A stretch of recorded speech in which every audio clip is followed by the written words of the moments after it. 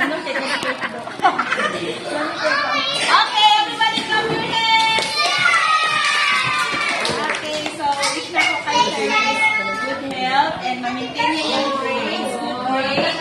Then pray also, mag-pray sad ko nga baka mag-pray ko nga baka pasar ka sa science class. Ha?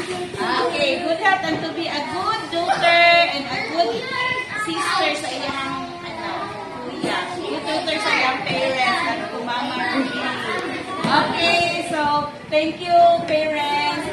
Parents ni Shira. Naya mami yung daddy ni Shira. Okay, everybody say thank you.